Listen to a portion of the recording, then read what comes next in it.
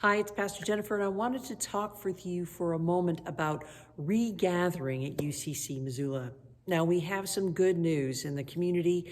The infection rates are dropping, the vaccination rates are rising, and while things feel like they're on an upswing, we're looking at how we can reemerge coming out of the pandemic and what gathering at church is going to look like again. Now, with most of you, I think about going back to church and being able to sing together and hug people and all of that, but that is not what we are doing. Conditions still aren't safe for doing a lot of the activities that we used to do in order to create the experience of church together. So what we can do is this. We can gather in smaller groups. The sanctuary, we figure, will safely manage about 50 people. We have our other small groups, spaces that are already outlined. We have protocols in place for those.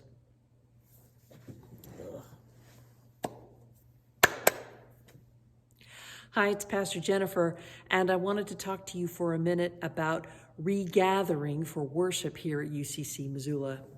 Now, we have great news in a lot of ways. The infection rates for COVID-19 are decreasing. The vaccination rates are increasing. That's exactly the direction that we want to go in. And so our COVID-19 advisory group and the cabinet have decided to look at regathering plans for worship here at church. Now, with most of you, I would love to think that regathering meant going back to the way we used to do church, where we could hug each other and sing together and pass the peace and do communion and all those things, but that's not what we're going to be able to do. Instead, we're going to keep in mind the preciousness and delicate natures of butterflies as they emerge from the chrysalis. So what that looks like is having smaller sizes. The sanctuary, we figure, can manage about 50 people. So we're going to allow for signups through the Breeze app to be able to sign up through your eBlast or give Graham a call and reserve a space for about 50 people in the sanctuary, going to tape off every other pew, going to require masks, going to go touchless. There won't be any paper bulletins. You won't see Bibles or hymnals in the pews. We won't pass plates, pass baskets, or pass the peace. But we will have the opportunity to be in this sacred space together. Now, worship itself will be different.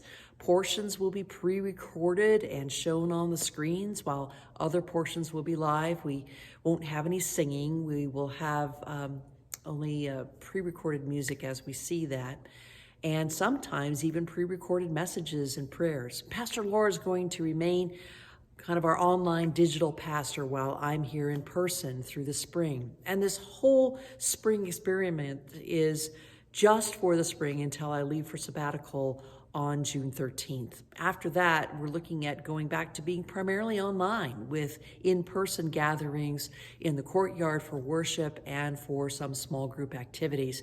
But with over half the staff gone this summer, we're trying to make it as easy and safe on everyone as we possibly can.